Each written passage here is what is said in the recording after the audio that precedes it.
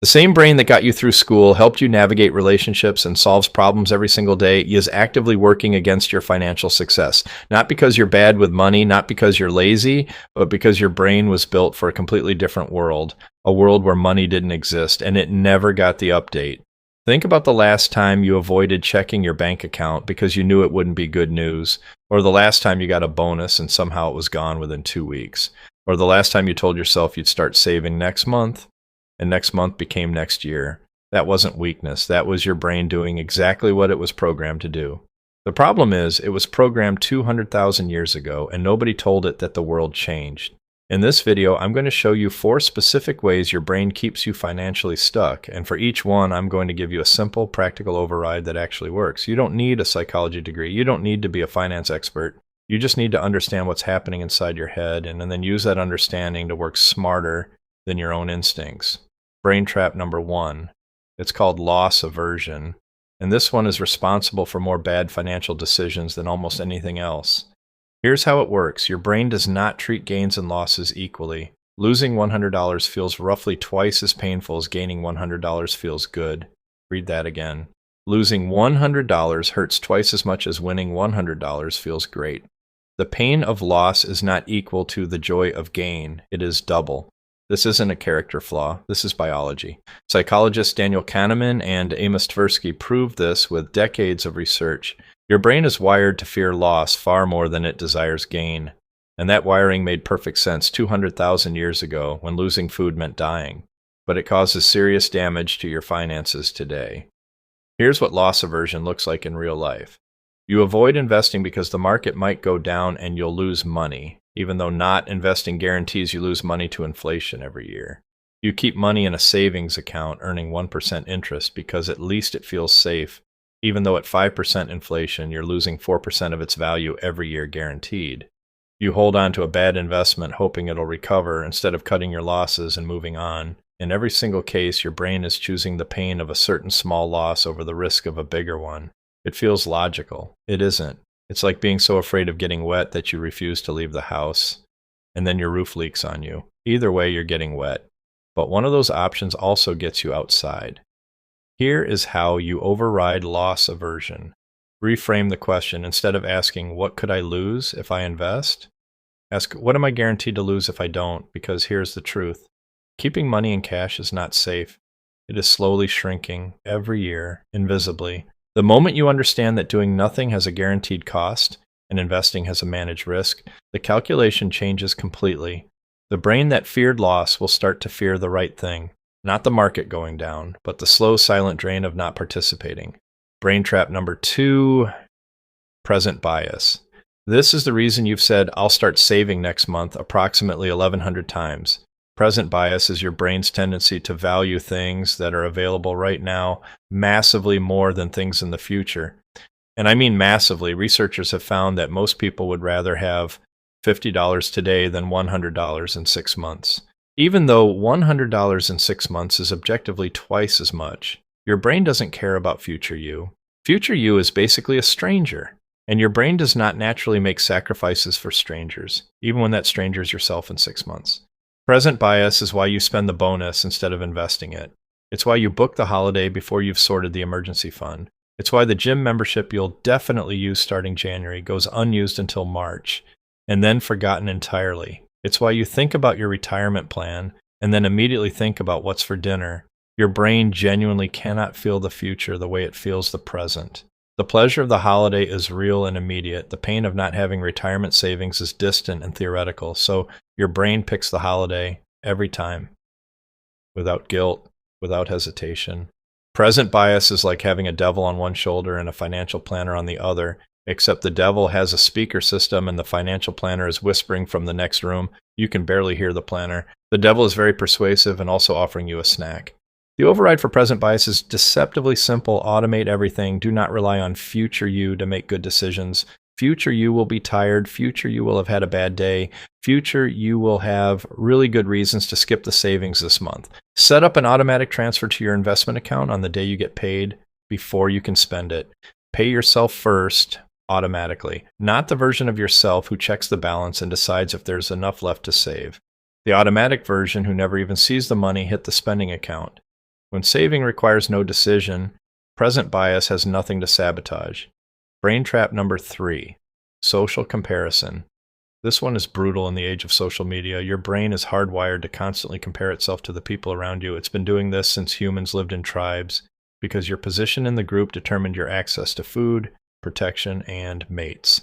Social status was literally survival, so your brain monitors it obsessively. The problem is your brain evolved to compare you to your tribe of maybe 150 people. Today, your tribe is 7 billion people, and they're filtered through an algorithm specifically designed to show you the most impressive, successful, and aspirational content possible. Your brain has no idea how to handle this, so it does what it always does. It compares, and it finds you lacking, and it tells you to do something about it. And what does do something about it look like financially? It looks like buying things to signal status, the car upgrade you didn't need, the clothes you bought because someone on Instagram made you feel like your current wardrobe wasn't good enough, the restaurant you went to because your friends were going and you didn't want to seem like you couldn't afford it, the holiday photo that cost 3 times your budget because you wanted it to look a certain way. None of these purchases made you genuinely happier. They made you feel temporarily equal to a highlight reel, and then the feeling faded, and you needed the next one. This is social comparison, eating your wealth one status purchase at a time. The cruelest part? The people you're trying to impress are usually doing the same thing. Spending money they're not sure they have, to look a certain way, to impress people who are also spending money they're not sure they have. It's a very expensive, very exhausting performance. And nobody in the audience is actually paying attention because they're too busy performing themselves. The override for social comparison is changing who you compare yourself to, not in a smug way, in a strategic way. Instead of comparing your lifestyle to the most aspirational thing your feed can throw at you, start comparing your financial progress to your own past self. Are you worth more than you were 6 months ago? Is your savings rate higher than it was last year? Is your debt lower? These are the only comparisons that actually move the needle. Your competition's not the person with a nice car. Your competition's the version of yourself from last January. Beat that person. That's the game. Brain trap number 4. Hedonic adaptation. This is the one that explains why getting a raise never seems to solve the money problem. Here's how it works. Your brain has a happiness baseline. Good things happen and you feel great. But within weeks, sometimes days, you return to your baseline. The new car stops feeling exciting. The bigger apartment becomes just where you live. The promotion feels normal, so you need the next thing, and then the next, and then the next. This is hedonic adaptation. Your brain adapts to improvements so quickly that upgrades to your lifestyle produce only a temporary boost and then become the new normal. And then you need an upgrade on the upgrade. This is exactly why people earn more and more and somehow save the same. Every raise gets absorbed by a slightly upgraded life. Every bonus gets folded into a slightly higher baseline of spending. The income goes up. The lifestyle goes up to match it. The gap between the two, which is the only gap that produces wealth, stays exactly the same, or gets smaller. The hedonic treadmill keeps moving. You keep walking faster, but you never actually get anywhere. The most dangerous financial moment of your life is not a crisis. It is a raise, because a crisis makes you cut back. A raise makes you upgrade quietly, happily, without any feeling that you're doing anything wrong, until you look at your bank account 6 months later and wonder where it all went. The override for hedonic adaptation is the rule I mentioned in a previous video, and I'll say it again because it works. Every time your income increases, save at least half of the raise before you can adapt to it. If your salary goes up by $500 a month, immediately set up a $250 automatic investment. You enjoy the other $250, but the $250 that goes to investing that leaves before your lifestyle has a chance to claim it. Your brain cannot adapt to money it never sees. The lifestyle stays close to where it was. The investment account grows, and over time you build genuine wealth rather than just a more expensive version of the same feeling of not having enough. So let's bring this all together. Your brain has 4 major financial bugs built into it. Loss aversion, which makes you fear the wrong risks. Present bias, which makes you value today at the expense of your future. Social comparison, which makes you spend money on status signals instead of real wealth. And hedonic adaptation, which absorbs every financial improvement and leaves you wanting more. None of this is your fault. These are not character flaws. They are ancient survival software running in a modern financial world. They worked brilliantly for 200,000 years. They just weren't designed for index funds, mortgage rates, and Instagram. And here are your 4 overrides. 1, reframe loss. Not investing has a guaranteed cost. Understand that, and the fear shifts to the right place.